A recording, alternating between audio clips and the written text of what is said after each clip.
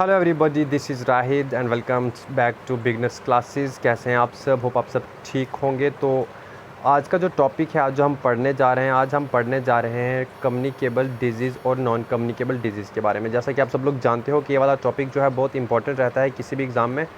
इस पे जो MCQ है वो आता ही आता है अगर हम साइंस के पार्ट की बात करते हैं। ठीक है, तो बिना टाइम वेस्ट किए स्टार्ट करते हैं हमारा आज का टॉपिक। बात करते हैं सबसे पहले डिजीज़ के बारे में कि डिजीज़ यहाँ पे हमारे पास क्या चीज़ होती है। ठीक है, तो डिजीज़ क्या होता है? डिजीज़ एक ऐसी कंडीशन है जो कि एक नॉर्मल फंक्शनिंग ऑफ सेल को क्या कर दे, प्रॉब्लम क्रिएट कर दे। ठीक है, हम चाहे सेल की बात करें, यहाँ पे टिश्यू की बात करें, ऑर्गन्स की बात करें, ठीक है, उनकी नॉर्मल फंक्शनिंग में जब भी क्या आ जाए, प्रॉब्लम आ जाए, तो उससे हम क्या बोलेंगे? हमारा डिजीज़ बोलेंगे। ठीक है, आगे बात करते हैं हम टाइप्स ऑफ डिजीज़ के बारे में। तो यहाँ पे हमारे पास दो टाइप्स की डिजीज़ है जो हमने पढ़नी है, इंपॉर्टेंट है।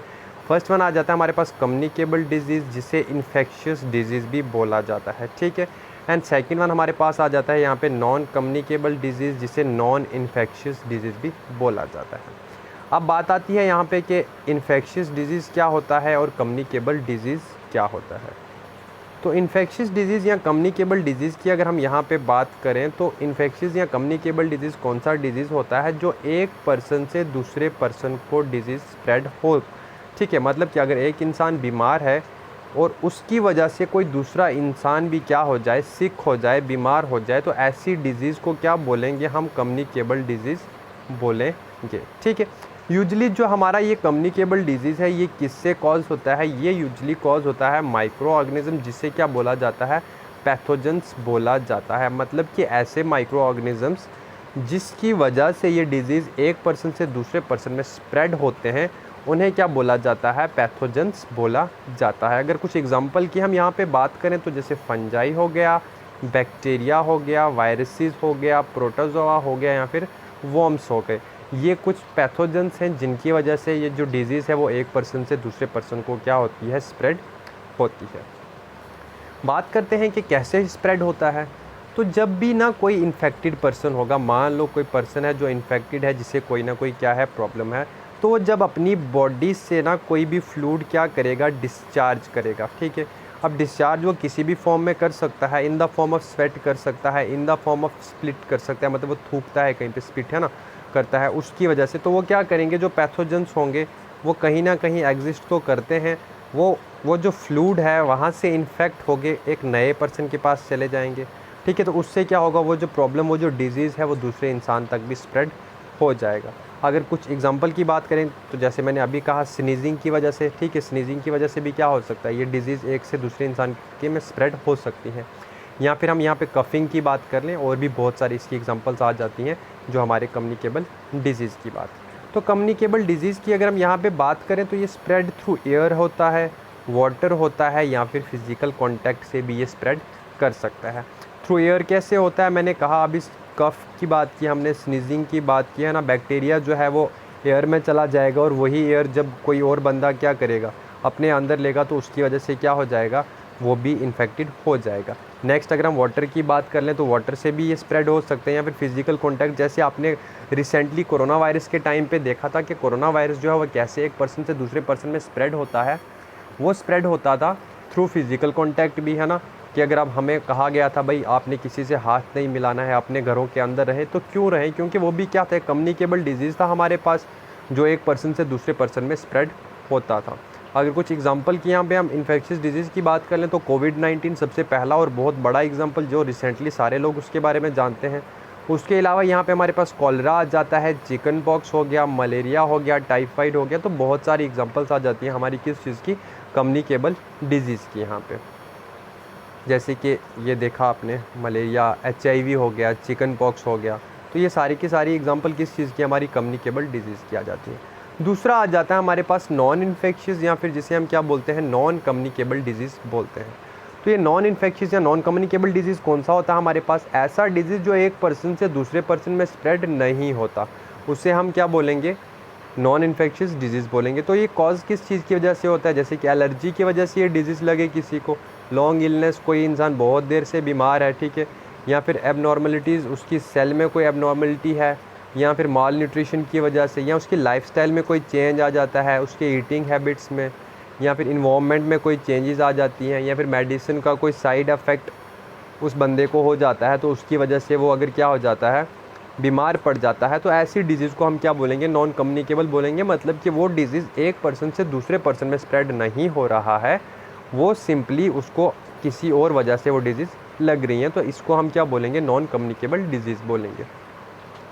नॉन इन्फेक्शियस डिज़ीज़ जो है इसे नॉन कंटेजियस डिज़ीज़ भी बोला जाता है। तो आप ये पॉइंट याद रखेंगे कि नॉन इन्फेक्शियस डिज़ीज़ जो है इसे क्या, नॉन कंटेजियस डिज़ीज़ भी बोला जाता है। यहाँ पे अगर हम कुछ एग्जांपल की बात करें, जैसे हमने इन्फेक्शियस डिज़ीज़ की बात की, नॉन इन्फेक्शियस डिज़ीज़ की एग्जांपल्स की बात करें तो जैसे डायबिटीज़ हो गया, है ना। अगर एक पर्सन डायबिटीज़ का पेशेंट है, आपने सुना होगा कि किसी का शुगर लेवल बहुत ज़्यादा हाई है तो वो डायबिटिक पेशेंट होता है। तो अगर कोई बंदा है उसको डायबिटीज़ है ना, तो उससे दूसरे बंदे को कोई भी प्रॉब्लम नहीं है, दूसरा बंदा उससे इन्फेक्टेड नहीं होगा, आप उसके साथ बैठ सकते हैं, खा सकते हैं, तो उससे आपको भी इन्फेक्शन होने का कोई भी यहाँ पे चांस नहीं बनता। या फिर स्ट्रोक की बात कर लें, ब्लड प्रेशर किसी का हाई रहता है, किसी का लो रहता है, उससे भी आपको कोई प्रॉब्लम नहीं होने वाला है, वो भी जो है एक पर्सन से दूसरे पर्सन तक जो है स्प्रेड नहीं होगा।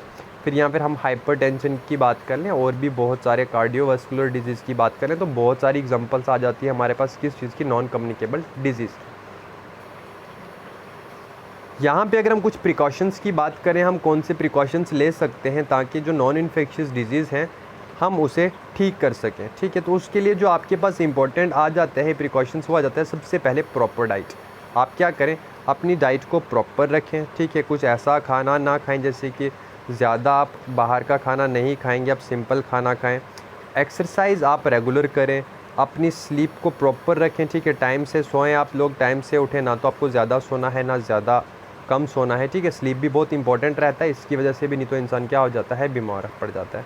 और फिर रेगुलर बॉडी चेकअप भी आप लगातार अपनी बॉडी का चेकअप भी करवाते रहें, ठीक है। ये भी इम्पॉर्टेंट रहेगा आपके लिए अगर आप अपने आप को क्या रखना चाहते हैं, फिट रखना चाहते हैं। तो मैंने जो कुछ एग्जांपल्स बताए यहाँ भी आप देख सकते हैं, जैसे कि डायबिटीज़ हो गया, क्रोनिक रेस्पिरेटरी डिजीज़ हो गया, हमारे पास कैंसर हो गया, कार्डियोवास्कुलर डिजीज़ हो गया, ठीक है, जैसे कि हार्ट के रिलेटेड, जो हमारे हार्ट के रिलेटेड रहेंगी डिजीज़।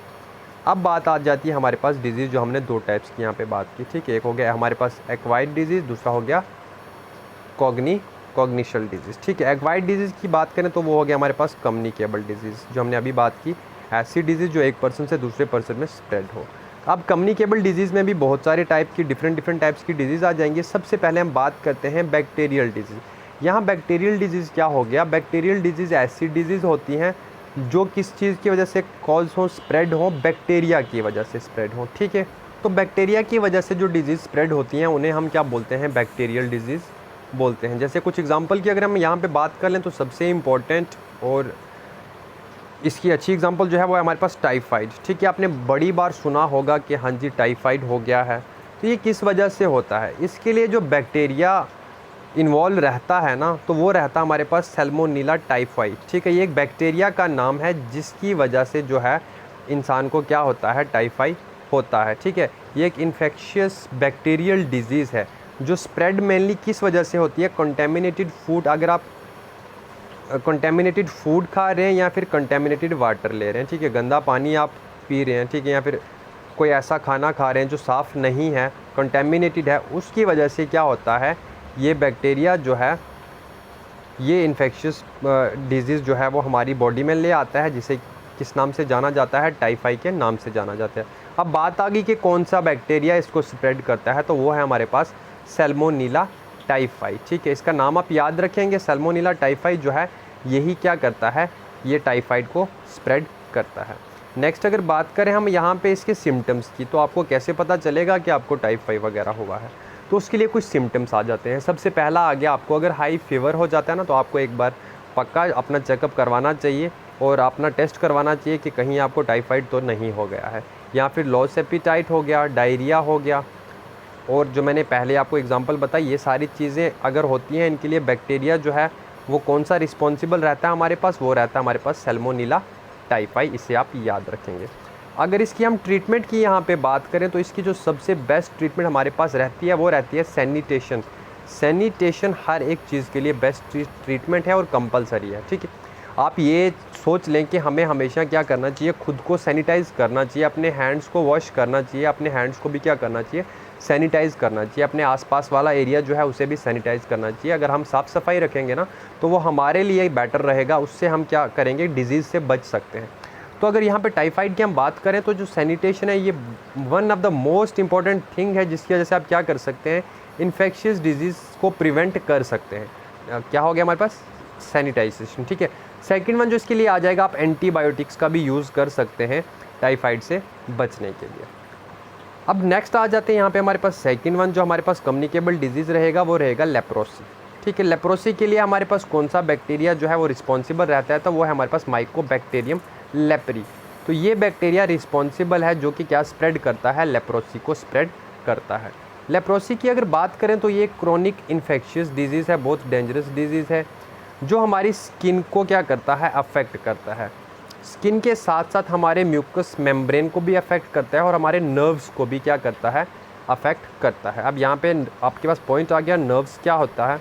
नर्व्स रिस्पॉन्सिबल रहती हैं जो कि मैसेज स्प्रेड भी करती हैं और रिसीव भी करती हैं हमारी बॉडी से लेके ब्रेन तक। जैसे कि आप लोगों को पता है, अगर हमें कोई टच करता है तो हम एकदम से अपना हाथ जो है उस जगह पे ले जाते हैं, तो वो किस वजह से लेके जाते हैं, क्योंकि जो हमारा नर्वस सिस्टम है ना, ये जो हमारी नर्व्स हैं ये मैसेजेस लेके जाती हैं ब्रेन तक कि आपको यहाँ पे किसी चीज़ ने टच किया है, तो हम एकदम से वहाँ पे क्या करते हैं, अपना हाथ लेके जाते हैं। तो ये काम रहता है यहाँ पे हमारे पास किस चीज़ का, हमारी नर्व्स का। लेप्रोसी की अगर बात करें यहाँ पे, तो लेप्रोसी जो टर्म है ये किसने दी है, यहाँ पे हैंसन, डॉक्टर गेहरड हेनरिक ने दी है, ठीक है। डॉक्टर गेहरड हेनरिक जो एक साइंटिस्ट थे, इन्होंने ये टर्म दी है और इनके नाम पे इस डिजीज़ को भी एक नाम दिया गया है, हैंसन्स डिजीज़, ठीक है। हैंसन डिजीज़ किस चीज़ का नाम है, यहाँ पे लेप्रोसी का नाम जो है हैंसन्स डिजीज़ के नाम से भी इसे बुलाया जाता है। इस इन्फेक्शन को डिस्कवर किया गया था कब, 1873 में, किसके द्वारा, एक साइंटिस्ट है जो मैंने अभी आपको नाम बताया, डॉक्टर गेरहार्ड हेनरिक के द्वारा। अब बात कर लेते हैं इसके सिम्टम्स की। जैसा कि अभी हमने ऊपर पढ़ा, सिम्टम्स जानना बहुत ज़्यादा ज़रूरी रह जाते हैं हमारे पास, क्योंकि हमें सिम्टम्स का पता होगा तो हम अपना चेकअप करवा सकते हैं, ठीक है। आपको अगर लगेगा कि हाँ मुझे ये प्रॉब्लम हो सकती है, कुछ ऐसे सिम्टम्स हैं मेरे अंदर, जैसे कोविड-19 की बात करें तो उसमें भी सिम्टम्स थे। आपको कहा जाता था कि अगर आपको ज़्यादा कोल्ड है, ज़्यादा फीवर है, आपको वीकनेस हो रही है, तो आप अपना कोविड का टेस्ट करवा लें, ठीक है। तो वो एक सिम्टम्स थे हमारे पास। उसी तरीके से लेप्रोसी के लिए क्या क्या सिम्टम्स रहते हैं हमारे पास, जैसे कि सिवियर पेन, आपको बहुत ज़्यादा पेन होती है, आपका नोज़ जो है उससे ब्लीडिंग होती है, उसके बाद आपकी स्किन जो है वो अगर थिक हो जाती है, या फिर आप पैरालाइज हो जाते हैं, आपकी मसल्स वीक हो जाती हैं, या फिर आपको अल्सर्स हो जाते हैं। ये कुछ सिम्टम्स हैं जिनकी वजह से आप ये पता कर सकते हैं कि शायद आपको क्या हुआ है, लेप्रोसी की प्रॉब्लम हो सकती है। तो अगर आपको ऐसे कुछ सिम्टम्स अपनी बॉडी में दिखे तो आपको क्या करना चाहिए, आपको अपना एक बार से चेकअप करवा लेना चाहिए और अपना टेस्ट करवा लेना चाहिए, ठीक है। ये कुछ सिम्टम्स हैं जिनसे हम पहचान सकते हैं कि क्या हमें कोई ऐसी प्रॉब्लम हुई तो नहीं है। नेक्स्ट कम्युनिकेबल डिजीज़ की यहाँ पे बात करते हैं, तो नेक्स्ट कम्युनिकेबल डिजीज़ जो हमारे पास आ जाएगा वो आ जाता है निमोनिया। निमोनिया की अगर हम बात करें तो निमोनिया के लिए जो बैक्टीरिया रिस्पॉन्सिबल है वो कौन सा हमारे पास, वो है स्ट्रिप्टोकोकस निमोनिया, ठीक है। स्ट्रिप्टोकोकस निमोनिया बैक्टीरिया जो है यही रिस्पॉन्सिबल है जो कि क्या स्प्रेड करता है, एक ऐसा इन्फेक्शन स्प्रेड करता है जिससे हमें क्या हो जाता है, निमोनिया हो जाता है। निमोनिया की अगर हम बात करें तो निमोनिया हमारे लंग्स को सबसे ज़्यादा क्या करता है, अफेक्ट करता है। किसकी वजह से, ये बैक्टीरिया ही क्या करते हैं, कॉज करते हैं। हमारे लंग्स के साथ साथ ये क्या करता है, हमारे इम्यून सिस्टम को भी क्या कर देता है, वीक कर देता है। अब बात करते हैं इम्यून सिस्टम की, तो इम्यून सिस्टम ना स्ट्रॉन्ग होना बहुत ज़्यादा इंपॉर्टेंट। अगर आपका इम्यून सिस्टम स्ट्रॉन्ग होगा तो ये जो छोटी मोटी प्रॉब्लम्स है ना, वो खुद ब खुद हमारी बॉडी क्या करती है, हमारा इम्यून सिस्टम क्या करता है, उस चीज़ को ठीक कर सकता है, प्रिवेंट भी कर सकता है और ठीक भी कर सकता है। अगर हमारा इम्यून सिस्टम क्या है, वीक है, फिर से एग्जांपल दे देता हूँ कोविड-19 की। अब कोविड-19 में क्या था, बहुत सारे लोगों को कोरोना वायरस हुआ, बट हर कोई हॉस्पिटल तक नहीं पहुंचा, ठीक है। कुछ लोग घर पे बैठ के ठीक हो गए, तो क्यों, क्योंकि उनका इम्यून सिस्टम जो था ना वो बहुत स्ट्रॉन्ग था। और जिन लोगों का इम्यून सिस्टम वीक था, अगर उन्हें वो वायरस हो जाता था तो उन्हें बहुत ज़्यादा प्रॉब्लम हो जाती थी, जैसे उन्हें सांस लेने में प्रॉब्लम होती थी, उनको वेंटिलेटर की ज़रूरत पड़ती। तो वो सारी की सारी चीज़ें किस पे डिपेंड थी, हमारे इम्यून सिस्टम पे डिपेंड थी। तो ये जो निमोनिया है ना, ये क्या करता है, हमारे इम्यून सिस्टम को भी बहुत ज़्यादा वीक कर देता है। इसके भी कुछ सिम्टम्स हैं, जैसे हमने अर्ली बाकी के पड़े तो इसके जो सिम्टम्स आ जाते हैं हमारे पास वो आ जाता है, जैसे कफिंग, आपको खांसी हो जाती है, शॉर्टनेस ऑफ ब्रीथ, आपको सांस लेने में यहाँ पे कोई प्रॉब्लम हो रही है, ठीक है, स्वेटिंग, आपको बहुत ज़्यादा पसीना आ रहा है, लॉस ऑफ एपिटाइट हो गया, नौशिया हो गया, या फिर चेस्ट पेन हो गया। तो ये कुछ सिम्टम्स हैं हमारे पास जिनसे आप जान सकते हैं कि क्या हमें निमोनिया तो नहीं हुआ। इन पे MCQs किस तरीके से बन सकते हैं, जैसे अगर निमोनिया की बात करोगे तो पहला MCQ तो इस पे बन सकता है आपके पास कि इसके लिए कौन सा बैक्टीरिया हमारे पास क्या है, रिस्पॉन्सिबल है, ये हमारे बॉडी के कौन से पार्ट को अफेक्ट करता है, जैसे कि लंग्स को अफेक्ट करता है या फिर हमारा इम्यून सिस्टम वीक करता है। इसके सिम्टम्स के बारे में आपसे पूछा जा सकता है कि आपको कोई सिम्टम दिया जाए और पूछा जाए बताओ ये जो सिम्टम है ये कौन सी डिज़ीज़ का सिम्टम है। तो ये सारी चीज़ें आप क्या करेंगे, याद रखेंगे। नेक्स्ट बात करते हैं, यहाँ पे हमारे पास आ जाता है प्लेग। प्लेग के लिए जो हमारे पास बैक्टीरिया रिस्पॉन्सिबल रहता है वो कौन सा रहता है, वो रहता है हमारे पास पेस्टिरियोला पेस्टिस। पेस्टिरियोला पेस्टिस बैक्टीरिया जो है ये रिस्पॉन्सिबल है किस चीज़ के लिए, प्लेग के लिए। ये बहुत ही, जो प्लेग की अगर हम डिज़ीज़ की बात करें तो डेडली कंटेजियस डिज़ीज़ है ये, जो कि एक पर्सन से दूसरे पर्सन में क्या होता है, स्प्रेड होता है। स्प्रेड होने के लिए हमेशा कोई ना कोई चीज़ चाहिए होती है, तो ये जो है ज़्यादातर एयर या फिर अगर हम अदर मीन्स ऑफ कांटेक्ट की भी बात करें, जैसे कि हमने पहले कहा वाटर हो गया या फिर हमने कहा फिज़िकल कॉन्टैक्ट्स हो गए, तो ज़्यादातर जो ये प्लेग है ये एयर की वजह से ही क्या करता है, स्प्रेड करता है from one person to another person. तो one person to another person ले जाने के लिए जो रिस्पॉन्सिबल बैक्टीरिया रहता है वो कौन सा रहता है, यहाँ पे पेस्टिरियोला पेस्टिस बैक्टीरिया जो है यही क्या करता है, अगर एक पर्सन को क्या है प्लेग की प्रॉब्लम है तो वो बैक्टीरिया जो है वहाँ से वो कुछ इन्फेक्शन उठा के दूसरे पर्सन तक लेके जाएगा, जिसकी वजह से वो जो डिज़ीज़ है दूसरे पर्सन तक भी क्या कर जाती है, स्प्रेड कर जाती है। ठीक है, आगे काजेज़ की बात करते हैं यहाँ पे हमारे पास। तो इसके काजेज़ जो हैं जैसे कि स्नीजिंग की वजह से ये हो सकता है, हम स्नीजिंग करते हैं तभी कहा जाता है कि आप अपना हाथ अपने नोज़ के आगे रखें, ठीक है, ताकि वो जो अगर कुछ इन्फेक्शन है आप लोगों तो वो दूसरे बंदे तक स्प्रेड ना करे। और हाथ आगे रखने के बाद आपने क्या करना है, हमेशा अपना हैंड वॉश करना है, अपने हैंड को सैनिटाइज़ करना है, जिसकी वजह से क्या होगा कि ये जो डिज़ीज़ है कम्युनिकेबल डिज़ीज़ ये दूसरे इंसान तक स्प्रेड नहीं होंगी। पहली बात आ गई स्नीजिंग। दूसरा आ गया यहाँ पे कंटेमिनेटेड फूड और वाटर। ये तो हर एक में आपको लगेगा कि हमें कंटेमिनेटेड फूड और वाटर कभी भी नहीं लेना चाहिए।